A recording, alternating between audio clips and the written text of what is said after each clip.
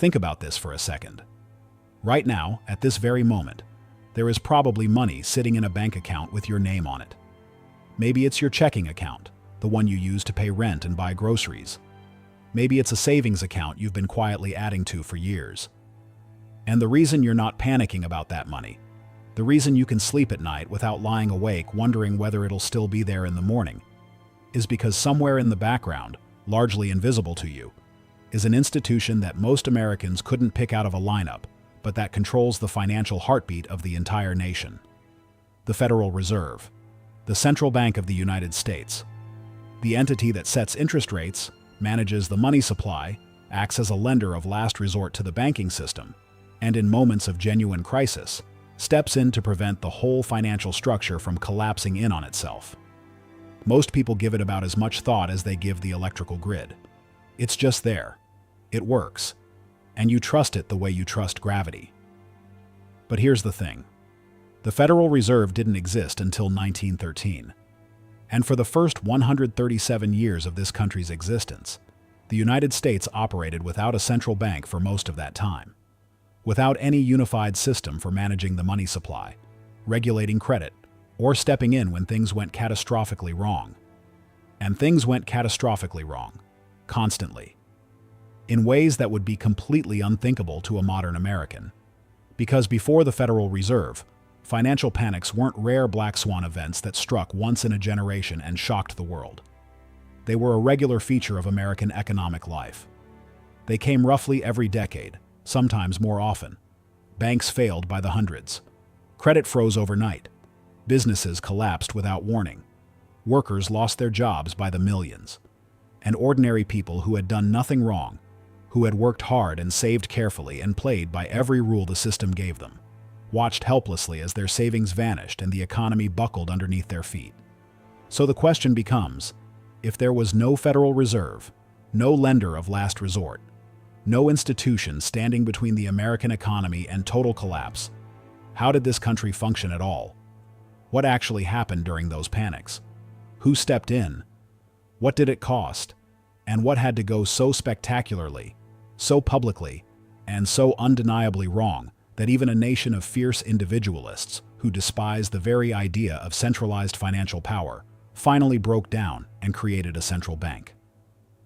Well, to answer that, we need to go back, way back to the very beginning of the Republic. Because the story of how America came to have a Federal Reserve is really a story about fear. The fear of centralized power, the fear of financial elites, the fear of losing control over your own money and your own fate, and the catastrophic price that ordinary Americans paid, decade after decade, for letting that fear override the basic reality that a modern nation needs, at minimum, someone in charge of the money. Let's start in 1791. The United States is barely a toddler as a nation. The Constitution has only just been ratified. George Washington is in the first years of his presidency, and his Treasury Secretary, a brilliant and relentlessly ambitious young immigrant named Alexander Hamilton, is already thinking about how to build the economic infrastructure that could support a great nation. Hamilton's plan was bold, maybe too bold for the era. He proposed a national bank, the Bank of the United States. It would be a public-private partnership, partly owned by the federal government, partly by private investors. It would hold government deposits, issue a stable national currency, extend credit to businesses, and provide the financial scaffolding the new country desperately needed if it was ever going to compete with the established powers of Europe. Congress passed it. Washington signed it into law in February of 1791, and almost immediately it became one of the most bitterly contested institutions in American history. Because Hamilton's bank represented something that deeply alarmed a huge faction of the founding generation: centralized financial power. The bank's critics, led most vocally by Thomas Jefferson and James Madison, believed it was unconstitutional, that it would benefit wealthy merchants and speculators at the expense of ordinary farmers, and that it was the first step toward the kind of aristocratic tyranny the Revolution had been fought to escape. Jefferson called Hamilton's financial system a machine for the corruption of the legislature. He believed a national bank would give wealthy financiers too much influence over the government. In a country that had just shed blood to escape the concentrated power of a monarchy, that argument had real emotional force. the first bank of the United States operated for 20 years. Its charter expired in 1811, and Congress, in a vote that came down to the tie-breaking voice of the vice president, declined to renew it. The bank was gone. And almost immediately, the country discovered exactly what it had lost. The War of 1812 broke out the following year. The federal government needed to borrow enormous sums to finance the war effort. Without a national bank to coordinate that lending, the government was forced to go hat in hand to dozens of different state banks, all operating under different rules, issuing different currencies, with wildly varying standards of creditworthiness. The experience was a financial disaster. The government nearly went bankrupt. Troop pay was delayed. Military operations were underfunded. When British forces marched on Washington and burned the Capitol building in 1814, part of what made the American response so disorganized was that the financial system was simply not capable of mobilizing the resources a war required. And so in 1816, Congress chartered the Second Bank of the United States. Same basic framework, 20-year charter, public-private partnership, serving as the fiscal agent of the federal government. For a while, it worked. The Second Bank helped stabilize the currency, reined in reckless state bank lending, and provided the financial coordination the growing economy needed. But it also made enemies. Powerful, implacable enemies. And one of those enemies would eventually destroy it. His name was Andrew Jackson. Jackson's hatred of the Bank of the United States was visceral, personal, and absolute. Born in a log cabin in the Carolinas, orphaned as a teenager, Jackson had built everything he had through his own grit and force of will. He distrusted banks in general. He distrusted a powerful national bank most of all. In his view, the Bank of the United States was a corrupt institution, a creature of wealthy Eastern elites and foreign investors that existed to benefit the few at the expense of the many. He called it a monster. He called it the Hydra. And he made destroying it the defining mission of his presidency. In 1832, when Congress voted to renew the bank's charter 4 years early, Jackson did something breathtaking. He vetoed it. His veto message was one of the most remarkable documents in American political history. It was a populist manifesto, a declaration of war against financial privilege, a promise to return power to the people. "It is to be regretted," Jackson wrote, "that the rich and powerful too often bend the axe of government to their selfish purposes." The American people loved it. Jackson won re-election in a landslide. When the bank's charter finally expired in 1836, he made sure it was not renewed. He withdrew federal deposits from the bank years early, distributing them among dozens of state banks that critics immediately called pet banks for their political connections to the administration. The Second Bank of the United States was dead, and with it died the last attempt at centralized banking in America for the next 77 years. What followed was what historians call the free banking era, and the name is accurate in the most unsettling possible sense. Banking was almost completely unregulated. Anyone who met a state's minimal requirements could open a bank, often with very little actual capital. Banks could issue their own paper currency, backed by whatever assets they had on hand, and could lend money according to their own judgment. At its peak, there were more than 1,600 banks in the United States, each issuing its own notes, in denominations and designs of its own choosing, backed by assets of wildly varying quality. Traveling merchants carried what were called banknote reporters, thick little pamphlets published weekly that listed the current discount rates on paper money from banks across the country. If you had a note from a bank in Cincinnati and you were trying to use it in Philadelphia, the merchant would consult his reporter to find out what that note was actually worth that week, which might be 90 cents on the dollar, or 60 cents on the dollar, or if the bank had gone under since the last issue went to print, nothing at all. This was chaos. Not colorful historical chaos that makes for a good story at a distance. Genuine, daily, grinding chaos that made commerce enormously difficult and exposed ordinary people to ruin at every turn. Because the fundamental problem was this. Without a central bank, without any institution standing behind the banking system and guaranteeing that deposits were secure, the entire system rested on nothing more than confidence. And confidence, as the 19th century would demonstrate over and over and over again, is an extraordinarily fragile foundation upon which to build the financial life of a nation. The panics came like clockwork, like the Panic of 1837, triggered by a combination of land speculation, reckless credit expansion by state banks, and a tightening of credit from the Bank of England across the Atlantic. More than 300 banks failed. Hundreds of businesses collapsed. Unemployment soared. The depression that followed lasted 6 years. The Panic of 1857, triggered by the failure of the Ohio Life Insurance and Trust Company, and the revelation that its cashier had been embezzling funds for years. The news spread through the banking system like a contagion. Banks began calling in loans. Businesses that couldn't access credit closed their doors. Workers were thrown into the street. In New York City, thousands of unemployed men marched through the streets demanding work and food. The Panic of 1873. This one is worth dwelling on because of how familiar it sounds. An overextended credit boom in railroad construction. Enormous amounts of borrowed money poured into projects that would never generate enough revenue to repay the debt.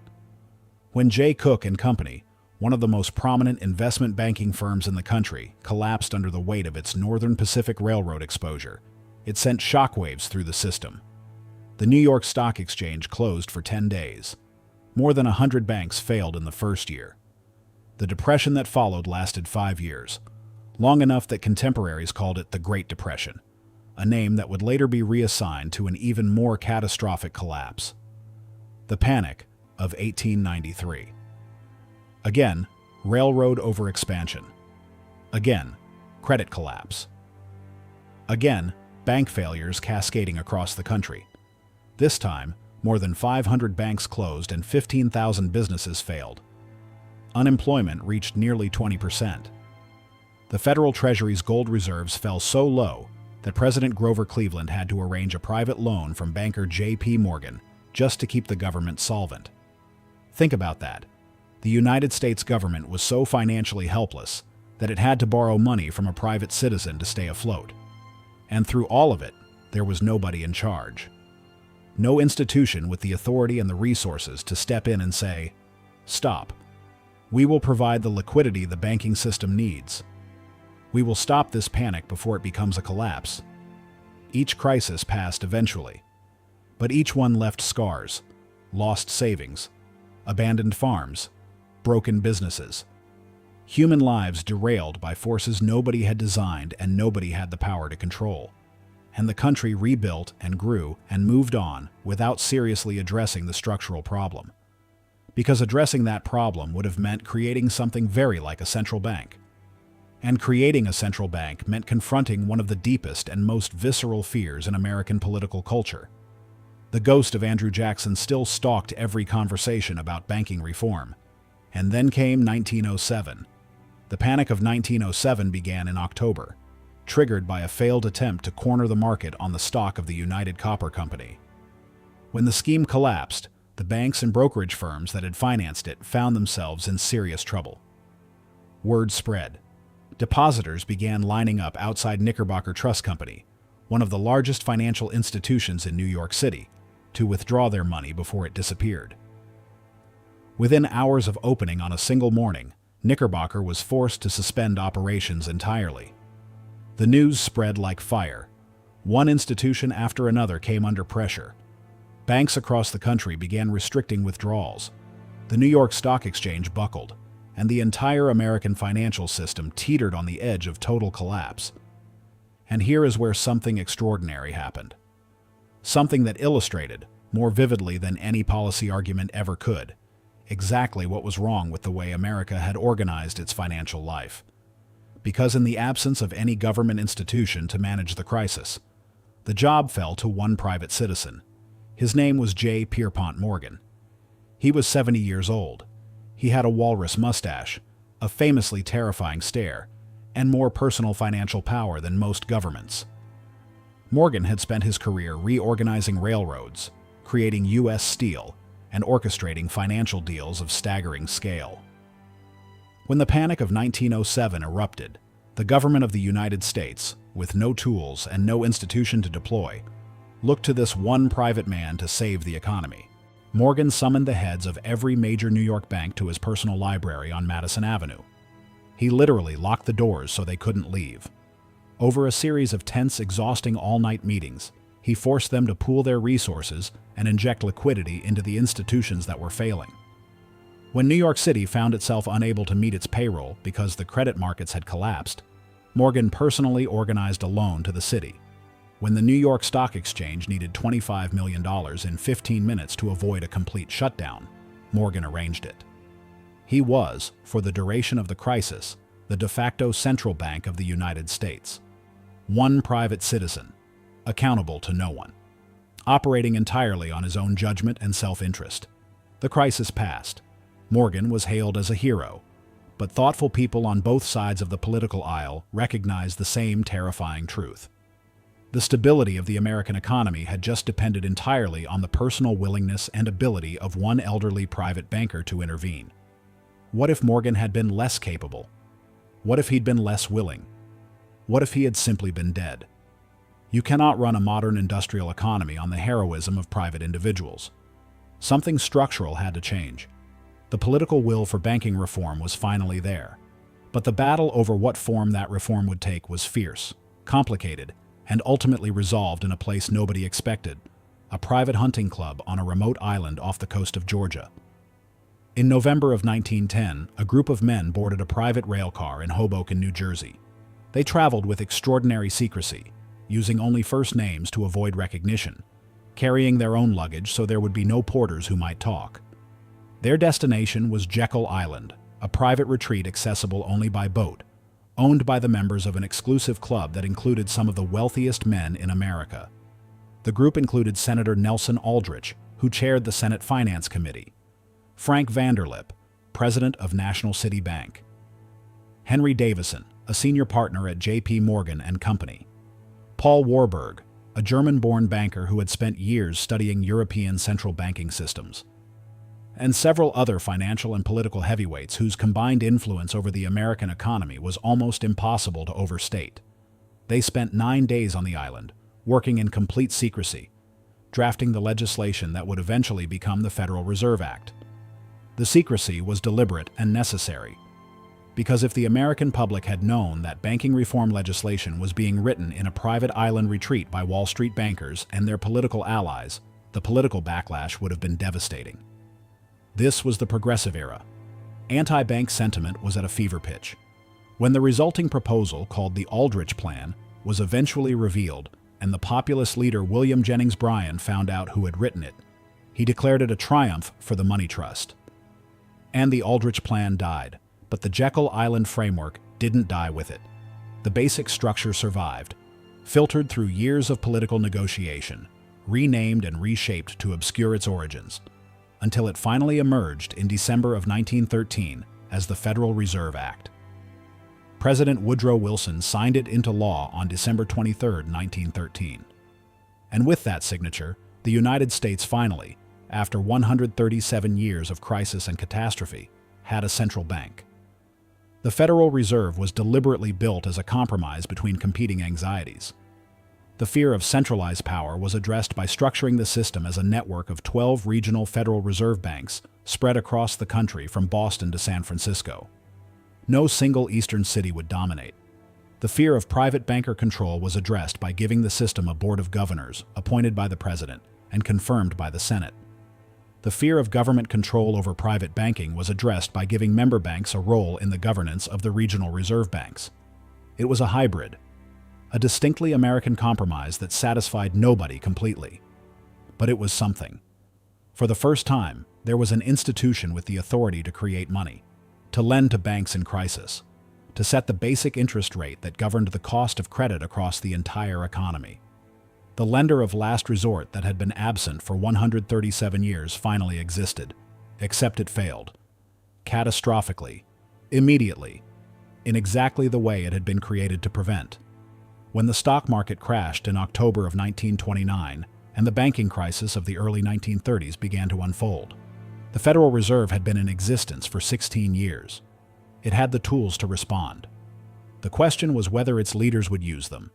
They didn't. The Federal Reserve's response to the banking collapse of the early Depression was, by the near-universal judgment of modern economists, catastrophically wrong. When banks began failing across the country, the Fed did not ride to the rescue as a lender of last resort. Instead, in several critical cases, it actually tightened monetary policy, raising interest rates and contracting the money supply at precisely the moment when the economy was drowning and desperately needed more liquidity. More than 9,000 banks failed between 1930 and 1933. The money supply contracted by a third. Millions of Americans lost their life savings.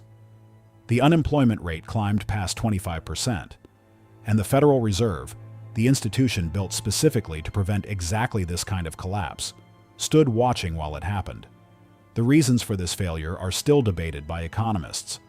Some point to intellectual errors, a mistaken belief that the pain was necessary and cleansing. Some point to governance failures, with the regional banks and the board in Washington incapable of coordinating an effective response. What is not debated is the outcome. Ben Bernanke, who would eventually chair the Federal Reserve and lead its response to the 2008 financial crisis, had spent much of his academic career studying this failure. When he spoke at a symposium honoring economist Milton Friedman, who had first documented the Fed's catastrophic missteps in meticulous historical detail, Bernanke ended his remarks with a striking acknowledgement. "You're right," he said, addressing Friedman's arguments directly. "We did it. We're very sorry. But thanks to you, we won't do it again." That pledge, "we won't do it again," would be tested 75 years later. The Depression's revelations forced a sweeping restructuring of the Federal Reserve.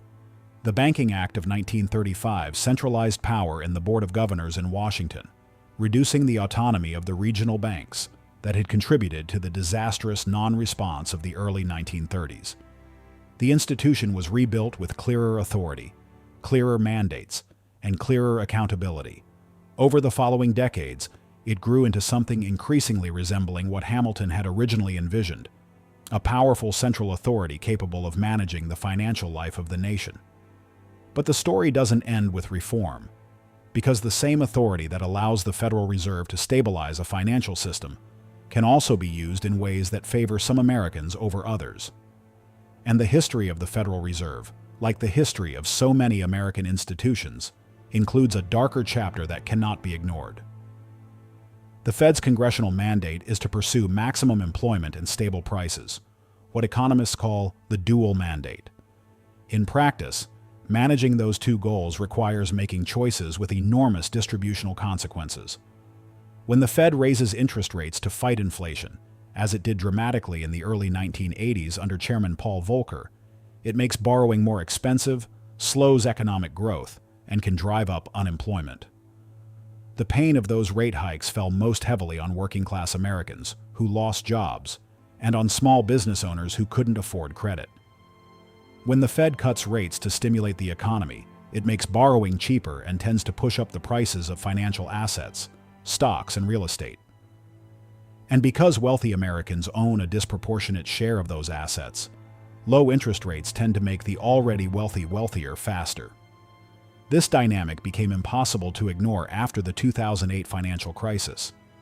In the years before the crash, the Fed under Chairman Alan Greenspan had kept interest rates historically low and regulatory standards loose, helping to fuel the credit bubble that ultimately collapsed in catastrophic fashion.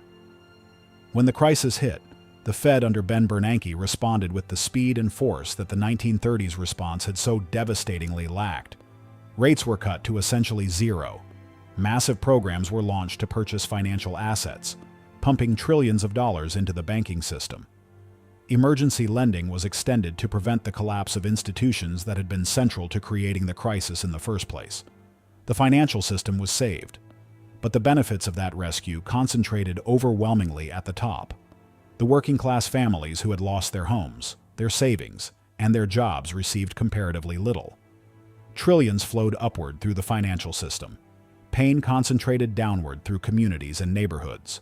The Federal Reserve, the institution created to serve the public interest and prevent financial catastrophe, was the primary mechanism through which both the rescue and the inequality were administered. This is not a straightforward story of villains. The Fed's leaders genuinely believed they were doing what was necessary to prevent a second Great Depression, and they may well have been right. Without the intervention of 2008, the collapse could have been far worse than it was. But the gap between who bore the costs of the crisis and who received the benefits of the rescue was so stark, so visible, so systematically skewed toward the wealthy and the connected, that it permanently damaged public trust in the institution. And that trust, it turns out, is one of the most important things a central bank has. Because at the end of the day, the entire system still rests on confidence, just as it did in the free banking era, just as it did when Morgan locked those bankers in his library. The mechanisms are more sophisticated now, incomparably more powerful, but the underlying foundation is the same. So let's step back and consider what all of this means. The Federal Reserve is often discussed as though it were a purely technical institution, a group of economists in a marble building turning dials based on economic models. And in one narrow sense, that is exactly what it is. But in another sense, the Federal Reserve is one of the most politically charged, consequential, and contested institutions in American history. It exists because the alternative was proven, catastrophically, decade after decade throughout the 19th century, to be untenable. You cannot run a modern industrial economy without some institution managing the money supply and serving as a backstop for the banking system. The panics of 1837, 1857, 1873, 1893, and 1907 demonstrated this with terrible, repeated clarity. And yet it was created in secrecy by the very financial interests its critics most feared. Its history includes both the near-fatal failure of the Great Depression and the morally complex rescue of 2008. It is a fundamentally imperfect institution doing an impossible job in a democracy where every decision it makes creates winners and losers simultaneously. What's remarkable, when you sit with it, is how long America waited to create it. For 77 years after Andrew Jackson killed the second bank of the United States, this country ran without any central banking system, and it paid for that absence in blood and poverty and broken lives. The farmer in Ohio who lost his land in the panic of 1873. The factory worker in Chicago who watched his job disappear in the panic of 1893. The small business owner who saw a decade of work swallowed by a bank run that nobody had designed and nobody had the power to stop. Those were the real costs of the ideology that said a central bank was too dangerous, too powerful, too susceptible to elite capture to be trusted. And the critics weren't entirely wrong. A central bank can be captured. The history shows that plainly.